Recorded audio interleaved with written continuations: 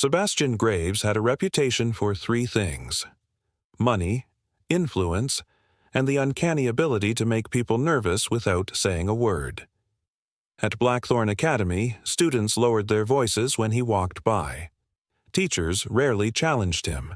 Nobody knew whether the rumors about him were true because nobody was brave enough to ask.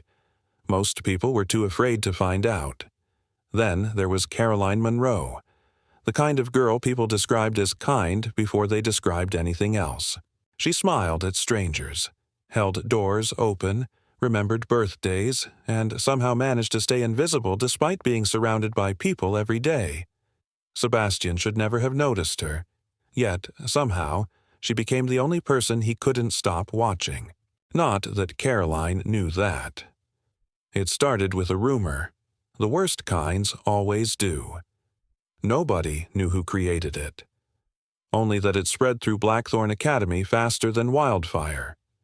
A fake screenshot, a fake conversation, a fake confession.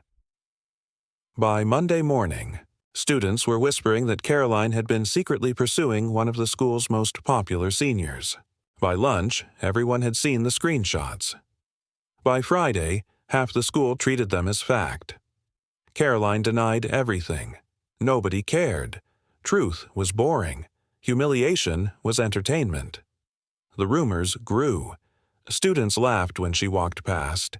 People took photos when she wasn't looking. Anonymous messages appeared on her phone. Some cruel, some disgusting, some simply reminding her that everyone was watching. Every night she told herself it would stop. Every morning it got worse. Then came the Winter Masquerade, the biggest event of the year. Students spent months preparing for it. Parents attended. Teachers attended. The entire academy would be there, the perfect audience. Caroline almost stayed home. She stood in front of her mirror wearing a dark blue dress she had saved for months to buy. For several minutes she debated taking it off, but staying home felt like surrender, and she was tired of surrendering. So she went. The ballroom looked beautiful. Crystal chandeliers, golden lights, music floating through the air. For the first hour, everything felt normal. Maybe the rumors were finally dying. Maybe people had moved on. Maybe she could survive this night after all. Then she noticed people staring, not glancing, staring, looking at their phones, whispering, smirking. Her stomach tightened instantly. Something was wrong. A projector screen illuminated near the stage. Caroline turned and felt the blood drain from her face. Dozens of edited photographs filled the screen. Fake messages. Fake captions. Every rumor, every lie, displayed for hundreds of people to see. Laughter erupted from parts of the room. Someone applauded. Someone recorded it. Caroline couldn't breathe. The room felt too hot, too loud, too small. She wanted to disappear. Then a voice cut through the ballroom. Cold, sharp, dangerously calm. Turn it off. Silence. Immediate silence. Because everyone knew that voice. Sebastian Graves. Standing near the center of the room, one hand in his pocket. Expression unreadable. The laughter died instantly. The student controlling the projector froze. Sebastian looked at him once. Just once. Now, the screen went black. Nobody moved. Nobody spoke. Even the music stopped. Sebastian stepped onto the stage. Every eye followed him. He took the microphone. His gaze swept slowly across the room, and suddenly nobody seemed comfortable anymore. Interesting. His voice remained calm, which somehow made it worse.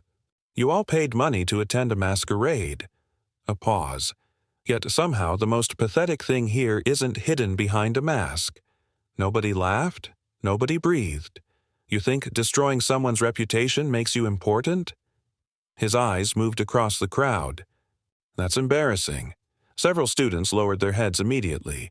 Others looked away. For the first time all evening, The humiliation belonged to someone else. Sebastian handed the microphone back, then stepped off the stage, like he hadn't just changed the entire room. Like it cost him nothing. Caroline left before anyone could stop her. Cold air greeted her outside. She crossed the gardens behind the academy as quickly as possible, trying not to cry, trying not to remember hundreds of people staring, trying not to think about tomorrow, or next week, or any future where everyone remembered tonight. You walk fast when you're upset. She froze. Sebastian stood several feet away beneath the glow of a garden lamp, dark suit, hands in his pockets, looking exactly as intimidating as everyone said he was.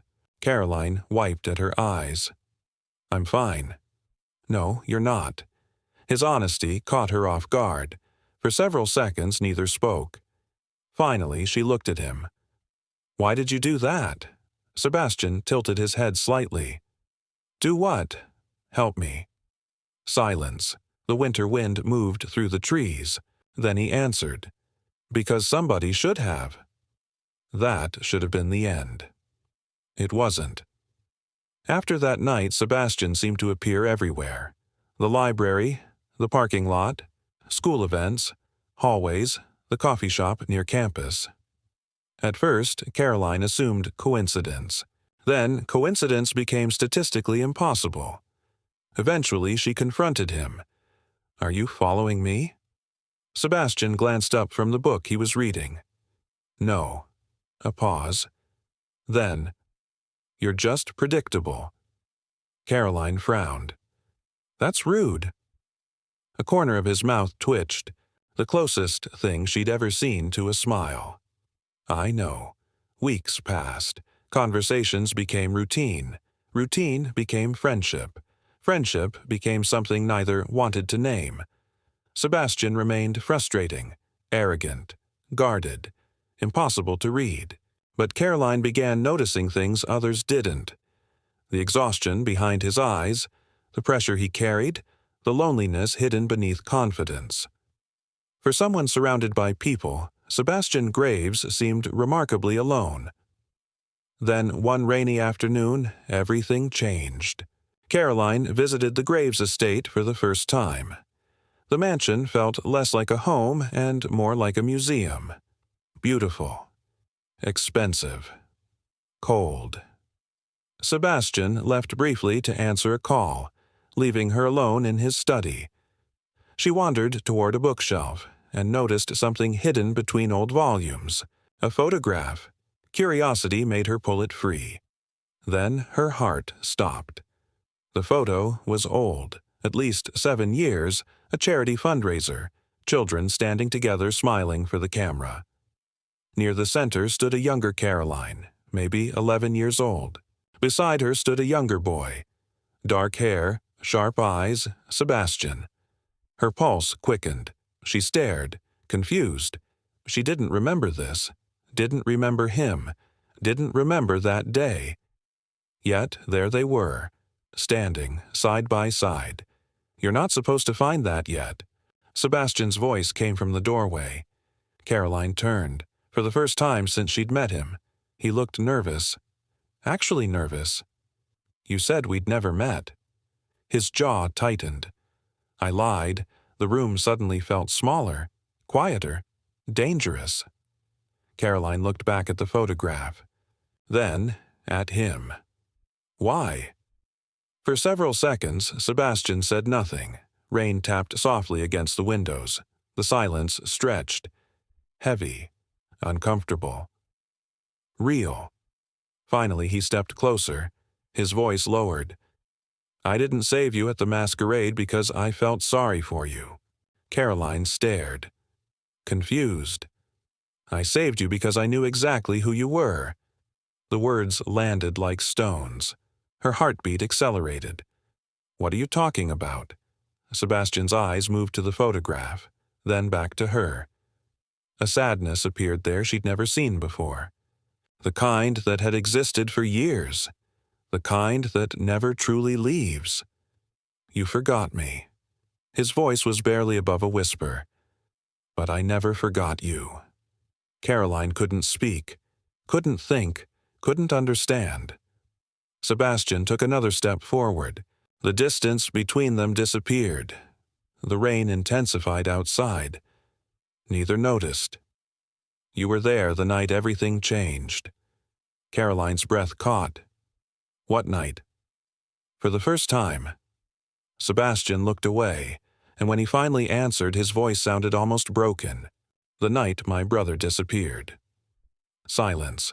Then he reached into his desk drawer, removed a faded newspaper clipping, and placed it in her hands. Caroline looked down. A headline stared back at her. "Heir to Graves' empire vanishes without a trace."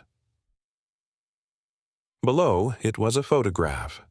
A teenage boy smiling at the camera, a boy who looked almost identical to Sebastian. Caroline felt her pulse hammering in her ears, because suddenly, a memory flickered.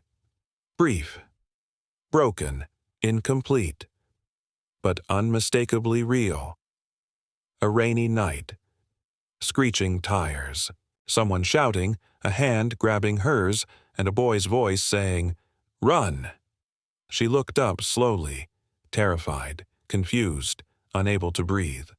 Sebastian was already watching her, like he'd been waiting years for that exact expression. Waiting years for her to remember. And then he said the words that changed everything. "Caroline." My brother didn't disappear. A pause. A terrible pause. Everyone thinks you're the last person who saw him alive.